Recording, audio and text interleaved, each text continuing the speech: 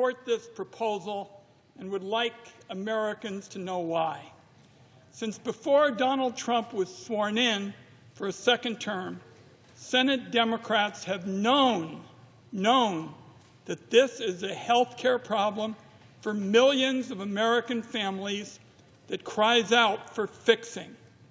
Again and again, we asked our Republican colleagues to work with us, sit with us, and negotiate improvements in a black-letter law that makes Americans' health care better for American families. Again and again, we were turned down. So, on the Senate Finance Committee, everybody knew this day was coming long before Donald Trump took the oath of office. Now the crisis is here, and I'm here to say our door is still open. The Senate Finance Committee has a track record of getting bipartisan work done. Senator Crapo and I wrote a bill that transformed how pharmacy benefit managers work in Medicare. It passed the Finance Committee 26-0. Despite this track record, Republicans still refuse to sit down and even have a conversation about how to help these Americans afford their premiums. That's why we've all been out on the floor today. I'm in the fight for Bart and Carla from Eugene, Oregon. A few years away from Medicare, they've had long careers as a carpenter and a teacher. They worked hard. Now the rug is being pulled out from under them.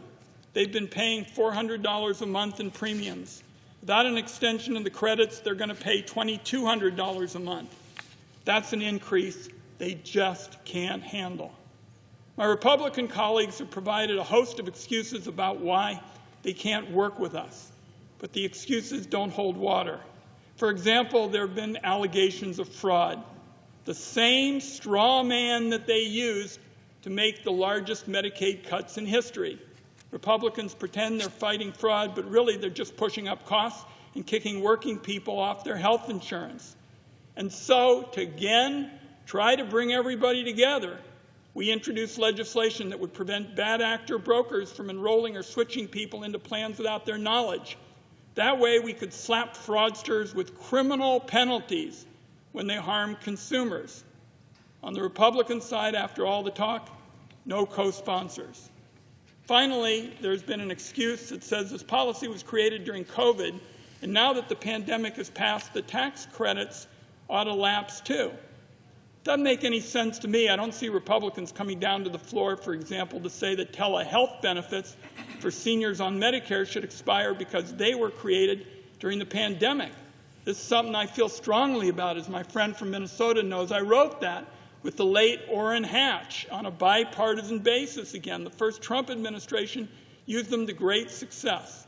Just because a good health care policy was created in a crisis moment doesn't mean it ought to be ripped away from Americans once the crisis is passed, especially when ending that policy would create a new crisis for over 20 million people who no longer will be able to afford good quality health care. Those are just a couple of the Republican excuses. But the bottom line is, over here, we want to protect families' health care and keep premiums from rocketing into the stratosphere. And unfortunately, the Republicans haven't shared that view. My hope is, and we've had an important conversation, appreciate the leadership, Senator Klobuchar, we've had an important conversation about trying to get our colleagues on the other side of the aisle to do the right thing. Join us as we've done so often in the Senate Finance Committee and lower Americans' health care costs. I yield the floor.